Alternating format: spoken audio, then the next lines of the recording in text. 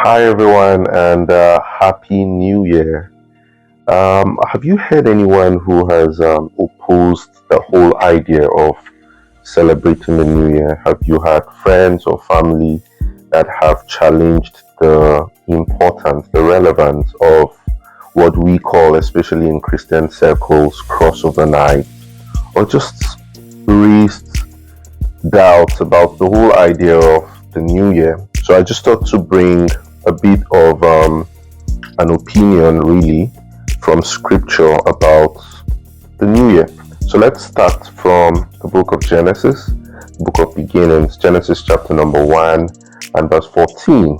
And the scripture says, and God said, let there be lights, and they will serve as signs that separate the day from the night, and then signs for seasons and for years. Right, very, very categorical and important. So right off the bat, we see clearly that there was a plan in the mind of God that the lights, the sun, the moon, the stars were going to serve a specific purpose amongst other things, which includes separating the day from the night, includes being a sign for seasons, and then for years and for seasons. Okay, so very clearly we see that there was a pattern that was established by God himself.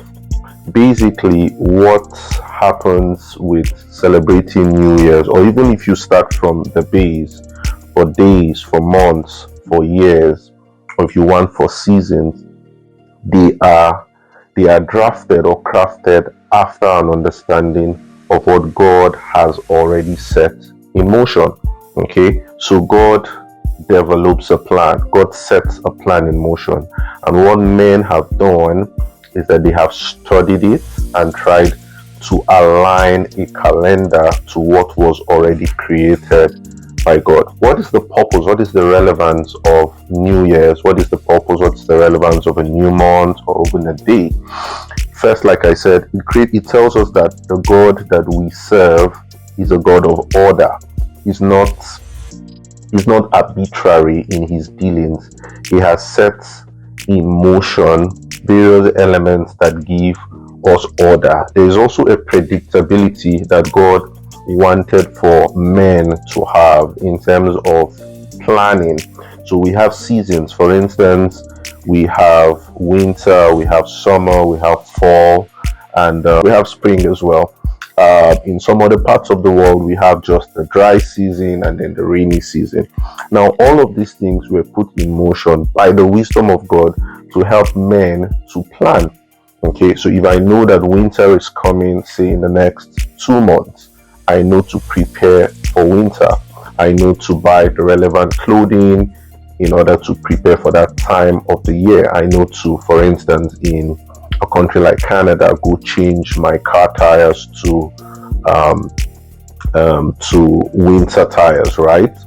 And all of the other preparations that come with something like this. Again, it was important to help men plan for agricultural seasons. That was also a very strong reason why this was put in place. Now, this discourse is not in defense of the Gregorian calendar or the lunar calendar or whichever calendar that you accede to. It's just an explanation that there is a rational reasoning behind the anticipation that comes when a new month is approaching or when a new year is approaching. It's not asinine, it's not without reason. It is because there's something God planned, men have studied it, and then they drafted a calendar around that plan that God set in motion. Okay, so with the coming of a new year, there's anticipation. There is the trigger for us to sit back, to reflect, and to plan for the future. You have renewed motivation to review what has happened in the past. You have a new motivation to think about what you can do differently going forward. Whatever is not measured cannot be improved upon. Okay, so the new year gives us an opportunity to sit and measure the metrics of our lives, really, to the end that we can improve. Scripture also says that teach us to number our days so that we can apply our hearts unto wisdom. So if our days can be numbered, if our years can be numbered, then we can apply our hearts unto wisdom. If I know that I'm turning 30, I'm turning 40, then I know that there are certain things that I should be hitting, there are certain goals I should be attaining. If we're just simply growing old without a number to it, believe me, our lives will be chaotic. Our ability to improve on ourselves will be grossly limited.